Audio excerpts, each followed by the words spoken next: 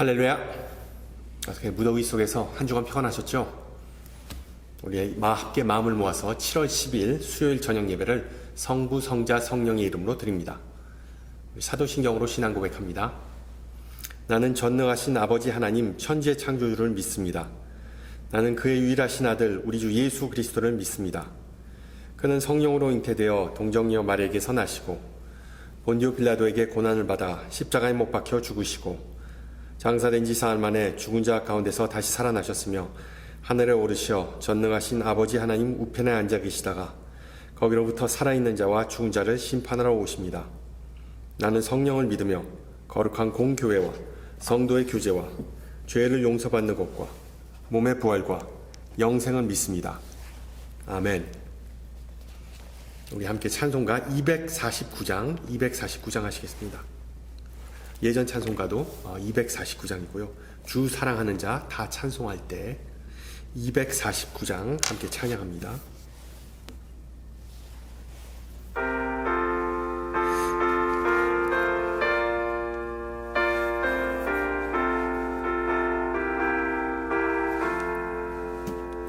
주 사랑하는 자 다 찬송할 때에 그 보좌 앞에 둘러서 그 보좌 앞에 둘러서 큰 영광 돌리세 큰 영광 돌리세 저 밝고도 묘한 시온성 향하여 가세 내 주의 찬란한 성에 찬송하며 올라가세 주 믿지 않는 자 다 찬송 못하나 하나님 자녀 된 자들 하나님 자녀 된 자들 그 기쁨 전하세 그 기쁨 전하세 저 밝고도 묘한 시온성 향하여 가세 내 주의 찬란한 성에 찬송하며 올라가세 저 하늘 황금길 나 올라갈 때에 시온성 언덕 위에서 시온성 언덕 위에서 수많은 천사들 날 인도하리라 저 밝고도 묘한 시온성 향하여 가세 내 주의 찬란한 성에 찬송하며 올라가세 내 눈물 다 씻고 늘 찬송 부르리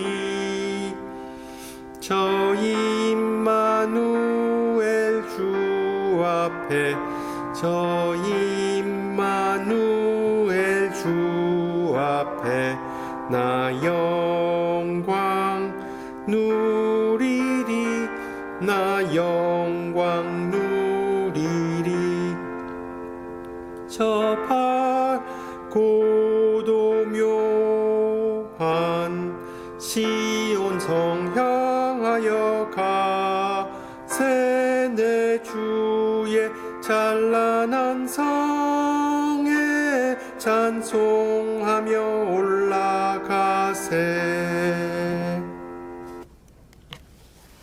아멘. 하나님께서 오늘 저녁 우리에게 주신 말씀 사무엘하 5장 1절에서 10절입니다. 사무엘하 5장 1절에서 10절, 제가 가진 성경으로 구약 470페이지입니다.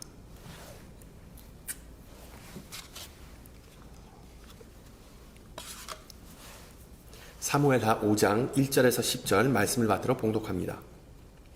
이스라엘 모든 지파가 헤브론에 이르러 다윗에게 나와 이르되 보소서 우리는 왕의 한 골육이니이다.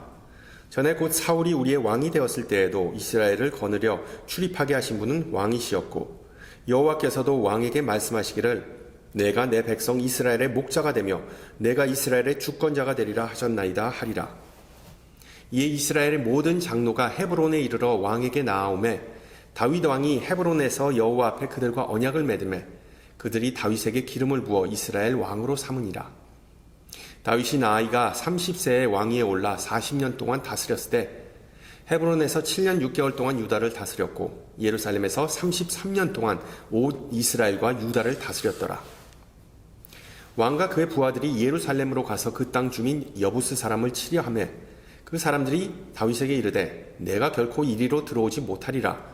맹인과 다리 저는 자라도 너를 물리치리라 하니 그들 생각에는 다윗이 이리로 들어오지 못함이라 함이라. 다윗이 시온 산성을 빼앗았으니 이는 다윗 성이더라.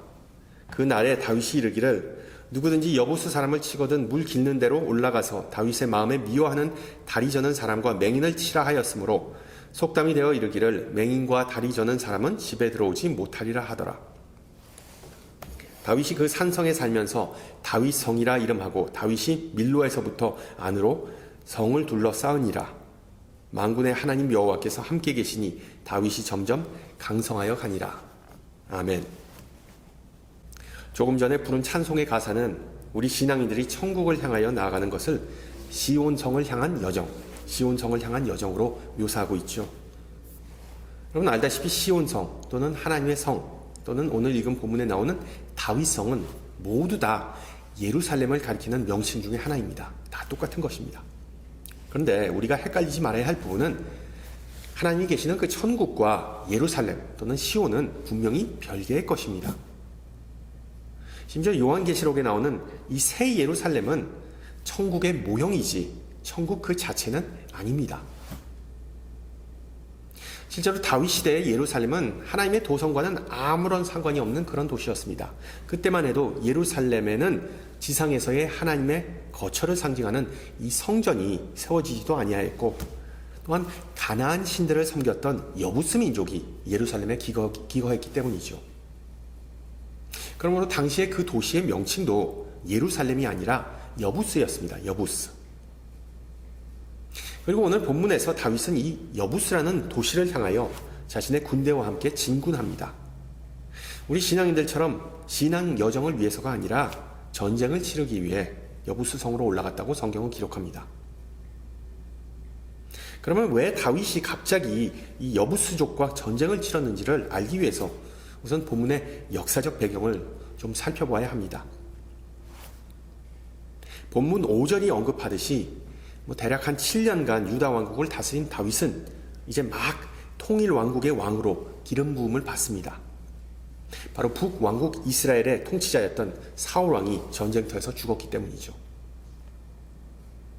다윗이 즉위하자마자 내린 결정은 국가 수도를 헤브론에서 여부스, 그러니까 예루살렘으로 옮기는 것이었습니다.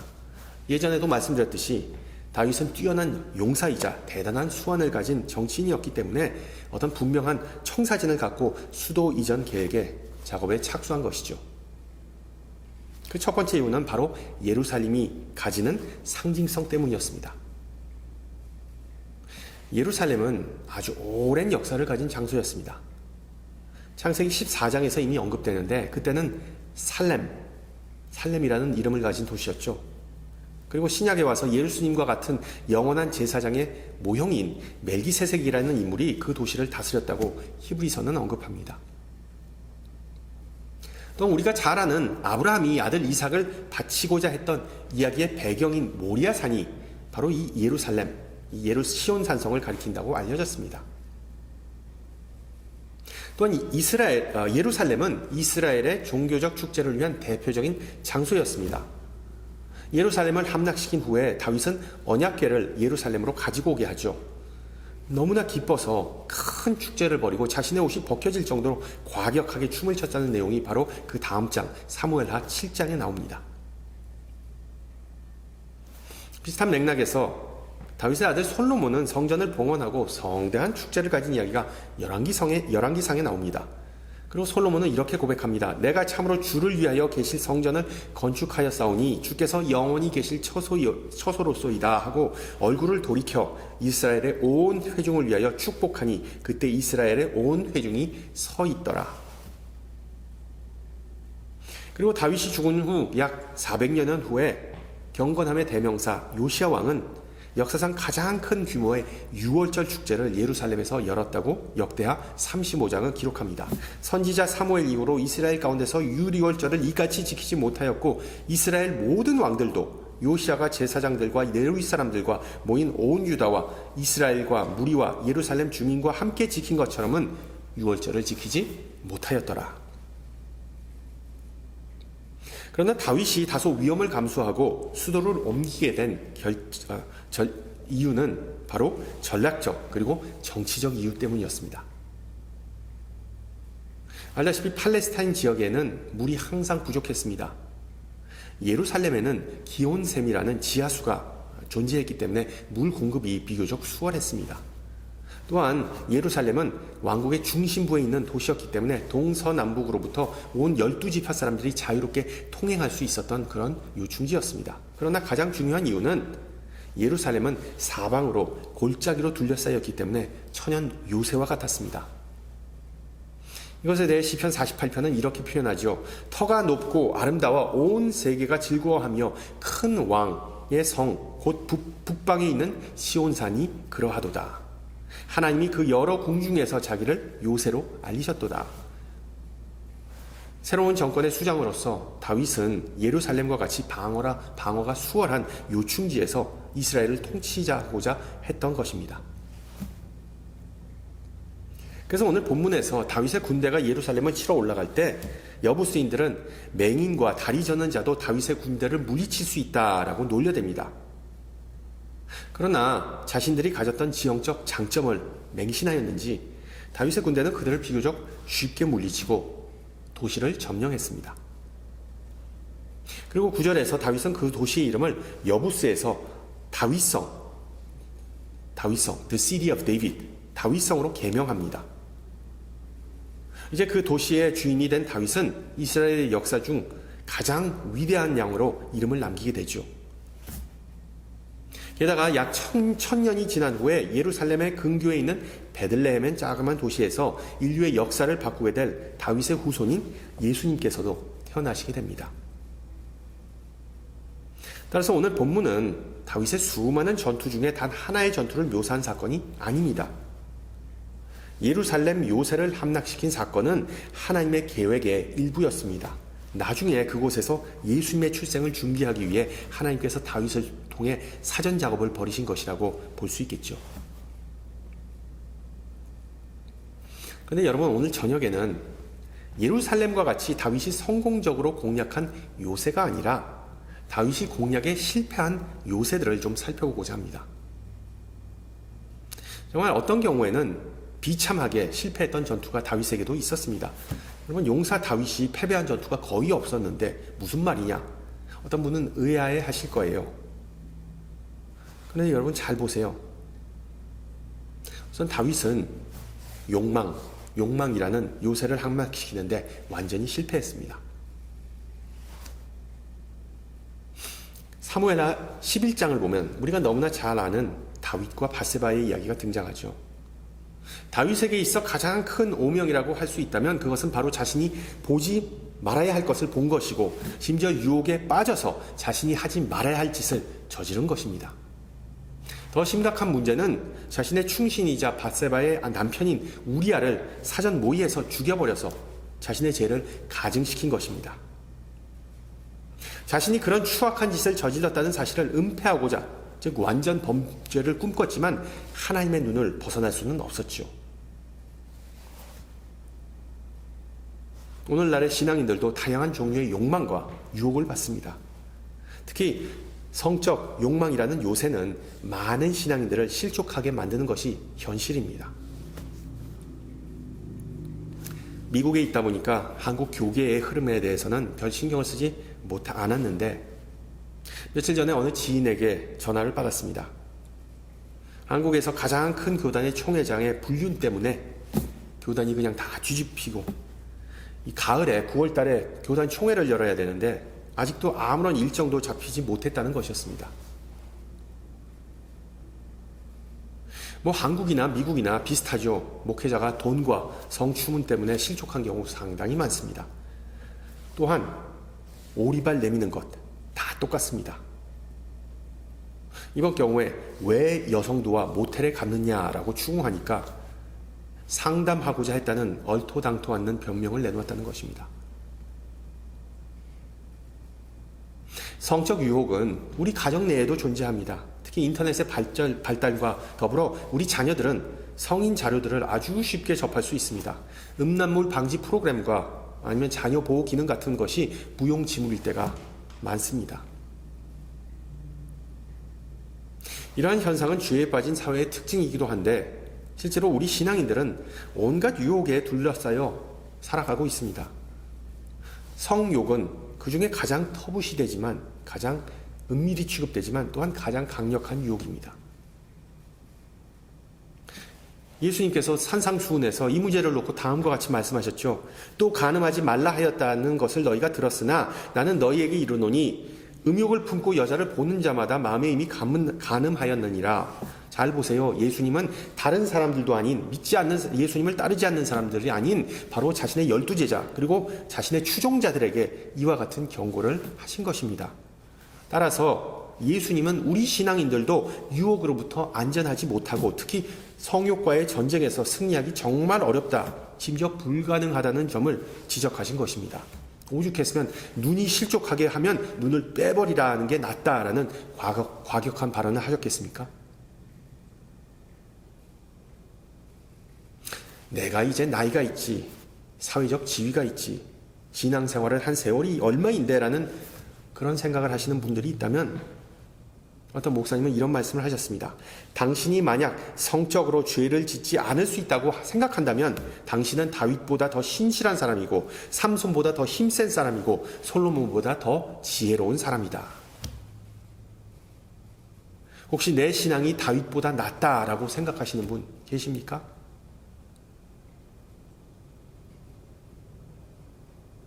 둘째로 다윗뿐만 아니라 우리가 모두 버거워하는 또 하나의 요새는 바로 교만입니다. 교만. 8절에서 다윗은 예루살렘 도성을 점령한 후에 아주 이상한 내용의 칙령, 그러니까 법을 제정합니다. 누구든지 여부스 사람을 치거든 물 깃는 대로 올라가서 다윗의 마음에 미워하는 다리 저는 사람과 맹인을 치라 하였으므로 속담이 되어 이르기를 맹인과 다리 저는 사람은 집에 들어오지 못하리라. 이 구절이 정확히 무슨 의미인지는 성서학자들 사이에서도 의견이 분분합니다. 장애인을 비하하는 발언인지 아니면은 여부수인들을 저주하는 발언인지 분명하지는 않지만 어쨌든 상당히 차별적이고 편향된 발언인 것은 분명하죠. 더 나아가 다윗은 자신의 이름을 본따 그 산성의 이름을 다윗성으로 바꿉니다. 여러분 한번 생각해 보세요. 점령한 도시에 정복자의 이름을 갖다 붙이는 것, 승자의 오만함의 표시이죠. 우리가 보통 다윗 하면 겸손의 대명사가 떠오릅니다. 그렇다고 다윗이 백성의 칭송과 아부에 면역된 사람은 아니었습니다. 우리가 잘 아는 구절, 사울은 천천히요 다윗은 만만이다. 실제로 다윗은 골리앗을 무찌른 용사이자 위대한 시인이자 음악인이었습니다. 또한 머리가 상당히 좋았고 권력의 정점에 있던 사람이었습니다. 군주로서 자기 뜻은 곧 법이었습니다. 그래서 유부녀 밧세바 한 명쯤 취하는 건 대수롭지 않게 생각했던 것이죠. 그래서 다윗은 어느 날 자신이 다스리는 왕국에 신하가 몇 명이었는지를 알아보고자 했던 것도 그런 맥락에서 설명이 됩니다. 자신의 권세가 얼마나 강력하였는지를 파악하고자 센서스, 인구조사를 명하죠. 결과적으로 왕이 거느린 백성의 숫자와 군대의 규모를 하나님보다 더 신뢰한다고 선지자 갓은 다윗의 그런 교만함을 책망하였습니다. 일반적으로 교만한 사람은 꼴불견이죠. 꼴불견입니다. 우리 주변에 교만한 사람 한두 명씩 다 알고 있을 겁니다. 항상 뽐내고 자기 자신만 드러내는 사람을 좋아하는 이는 아무도 없습니다. 그런 사람들과는 건강한 관계를 맺을 수 없습니다. 그러나 우리 자신은 어떻습니까? 그런 모습이 다소 우리에게도 있지 않습니까? 스스로 자신의 교만함을 감지하는 것, 파악하는 것, 절대 쉽지 않습니다. 어떤 경우에는 선지자 갓이 다윗에게 그랬던 것처럼 다른 사람이 얘기를 해줘야만 합니다. 그리고 그런 지적질을 받으면 당연히 기분 나쁘지요. 우리 한국 사람들은 겸손을 미덕이라고 생각합니다. 그런데 그런 모습을 보고 서양 사람들은 상당히 가식적이라고 비판하기도 합니다. 우리는 오해라고 억울해할 수도 있겠지만 우리 그런 비판을 우리가 잘 한번 생각해 봐야 합니다. 여러분, 모든 인간은 다 교만이라는 본성을 갖고 있으므로 진정한 겸손은 자신을 감추기 위해 어떤 가면을 쓰는 것이 아니죠. 우리가 잘못 알고 있는 것 중에 하나는 진정한 겸손은 내 시선을 땅바닥으로 향하면서 굽신거리면서 수동적인 자세를 취하는 것이 아닙니다. 진정한 겸손은 땅바닥이 아니라 상대방, 내 주변에 있는 사람들에게 눈을 돌려서 그들의 단점이 아닌 장점과 그들의 성과를 칭찬하고 나 자신의 장점과 성과에 대해서는 함구하는 것입니다. 그리고 우리 신앙인들은 그런 능동적인 겸손을 영적 훈련의 일환으로 삼아야 하죠. 그게 바로 예수님의 겸손의 모습이었기 때문입니다. 항상 남을 먼저 생각하고 남을 도우면서 자신의 십자가를 묵묵히 지고 가는 그 모습이 참된 겸손 아니겠습니까? 바로 그렇게 하면 우리는 이 교만이라는 요새를 함락시킬 수 있습니다. 사도 바울이 말하였듯이 나는 날마다 그리스도 안에서 죽노라 라는 고백이 우리 삶 속에서 드러나기를 소망합니다. 할렐루야. 마지막으로 다윗은 정의 또는 공의라는 요새를 점령하는 데 실패했습니다. 자식들이 늘어나면서 다윗 왕가의 규모도 점점 더 늘어났습니다. 사람이 많아지다 보면 당연히 불화가 생기게 됩니다. 문제는 왕이자 가장인 다윗은 정의로운 모습을 보여주지 못했다는 것입니다. 사무엘하 13장에서는 막장 드라마에 나올 법한 사건이 등장합니다. 바로 다윗의 자녀, 장남, 암논, 압살롬, 그리고 다말이 얽힌 비극적인 이야기죠. 압살롬이 아비 다윗을 향해 원한을 갖게 된 결정적 계기는 바로 자신의 친동생 다말이 이복형인 암논에게 강간당한 사건입니다. 당연히 압살롬과 그의 모친이자 다윗의 아내 중에 한 명인 마아가는 다윗이 무슨 조치를 취할 것이라고 기대했겠죠. 그런데 다윗은 그냥 그때 화만 내고 암논에 대해서 아무런 조치를 취하지 않았습니다. 아무런 형벌을 내리지도 않았습니다. 왜 다윗이 암논의 죄를 눈감아줬는지 정확한 설명은 없습니다. 암논이 장남이라서, 아니면 왕실의 명예가 실추되는 것을 막기 위해서, 아니면 다윗 그 자신도 예전에 밧세바에게 했던 짓 때문에 양심이 찔려서, 어쨌든 다윗은 한 나라의 사법부의 수장으로 정의를 구현하지 못하고 현실과 타협해버립니다. 이를 두고 압살롬은 수년 동안 마음속으로 칼을 갈다가 결국 반란을 일으키죠. 그 반란이 명분을 얻게 된 이유를 압살롬은 백성들과 모임에서 이렇게 설명합니다. 내 일이 옳고 바르다마는 내 송사를 들을 사람을 왕께서 세우지 아니하셨다. 분명한 사실은 다윗이 나이를 먹거나 아니면 마음이 약해져서인지 왕국의 사법 시스템이 제대로 돌아가지 못하였다는 것입니다. 결국 압살롬은 반란에 실패하고 목숨을 잃게 됩니다. 다윗은 밧세바와의 불륜에서 태어난 아들, 그리고 또한 암논, 그리고 압살롬을 줄줄이 잃고 맙니다. 네, 여러분, 이런 상황이 좀 이상하다고 생각하지 않으세요? 다윗은 많은 시편을 통해 하나님의 정의와 심판을 호소했습니다. 악인을 벌해달라고, 그리고 자신 좀 구해달라고 하나님의 정의와 공의를 계속해서 구했죠. 다윗은 자신에 한해서는 정의가 실현되기를 바랬지만 정작 다른 사람, 특히 자신의 자녀인 다말과 압살롬에게는 정의를 베풀지 못하였습니다. 그리고 다윗의 이런 우유부단하고 이율배반적인 모습은 우리 모두에게 다 있습니다. 자기 자신에게 엄격하고 남에게 관대하기란 쉽지 않기 때문이죠.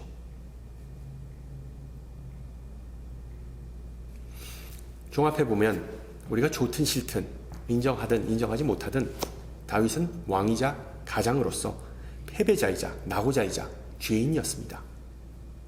그는 우리와 같은 한 명의 인간이었고 어떻게 보면 우리보다 더 못난 인간이었습니다. 그의 교만함과 불순종, 나태함 때문에 수많은 백성과 자신의 자녀들이 고통받고 희생되어야만 했습니다. 그런데 오늘 본문에서 우리는 놀라운 사실 하나를 발견하게 되죠. 여러분 10절을 보세요.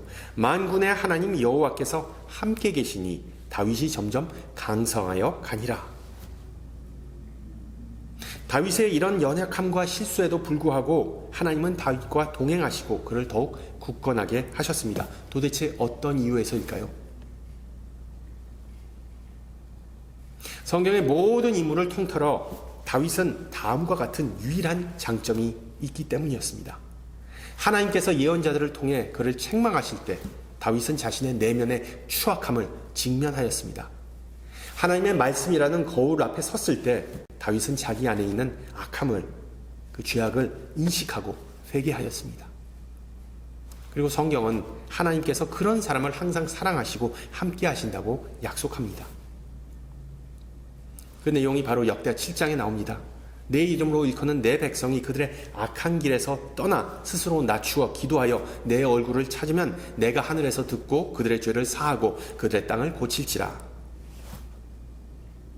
또한 그것이 바로 다윗이 늘 취했던 행동입니다. 스스로 낮추고 기도하고 하나님의 얼굴을 구하였습니다. 그리고 악한 길에서 벗어났습니다. 회개했습니다. 그리고 하나님은 약속하신 대로 그를 더욱 강건하게 만드시고 그와 함께 하셨습니다. 지난주에 말씀드렸듯이 하나님의 은혜는 아무런 대가 없이 우리에게 공짜로 주어진 선물입니다. 이것이 바로 기독교의 핵심 교리이죠. 하나님의 은혜는 지구상의 모든 이에게 동일하게 주어졌습니다. 모두가 이 선물을 받을 수 있습니다. 영성작가 필립 얀치의 주장대로 우리가 무엇을 하든 주님이 우리를 더 사랑하게 아니면 덜 사랑하게 만들 수는 없습니다. 그렇습니다.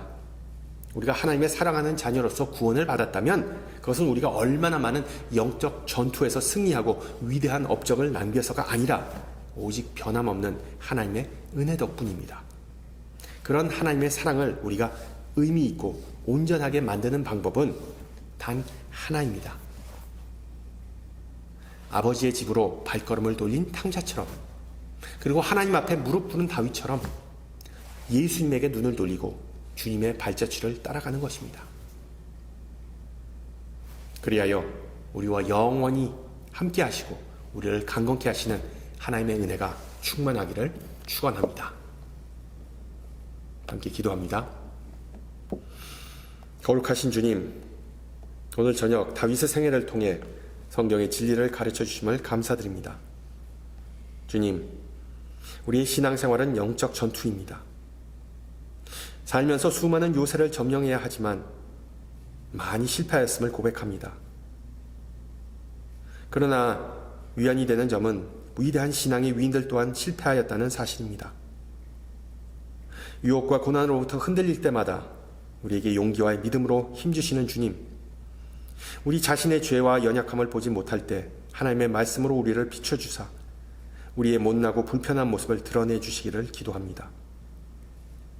다른 이들의 고통과 어려움에 무관심할 때 예수님과 같이 온유하고 인자한 마음을 주시기를 기도합니다. 우리의 자존심과 교만함이 기승을 부릴 때 우리를 따끔하게 훈계하사 회개와 순종의 길을 다시 걷게 하옵소서.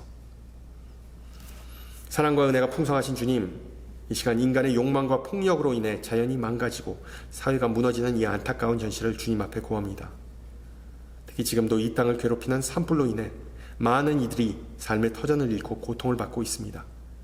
그들을 위로해 주시고 우리 또한 그들의 어려움을 외면하지 않게 하옵소서. 특히 무더위 속에서 우리의 영성이 무너지지 않게 성령의 담비를 부어 충만하게 부어주시옵소서. 함께 주님 가르쳐 주신 기도합니다. 하늘에 계신 우리 아버지의 이름을 거룩하게 하시며 아버지의 나라가 오게 하시며 아버지의 뜻이 하늘에서와 같이 땅에서도 이루어지게 하소서. 오늘 우리에게 일용할 양식을 주시고 우리가 우리에게 잘못한 사람을 용서해 준 것 같이 우리 죄를 용서해 주시고 우리를 시험에 빠지지 않게 하시고 악에서 구하소서. 나라와 권능과 영광이 영원히 아버지의 것입니다. 아멘. 네, 오늘도 날씨가 상당히 더웠는데 계속해서 좀 무더위가 이어진다고 하네요. 그래도 다행인 것은 며칠 있다가는 온도가 조금씩 내려간다는 것이죠. 여러분 항상 수분 많이 섭취하시고요. 그리고 또한 충분한 휴식을 취하시면서 건강관리에 힘쓰시기 바랍니다. 한 주간 평안하시고요. 전 다음 주 이 시간에 뵙겠습니다. 샬롬.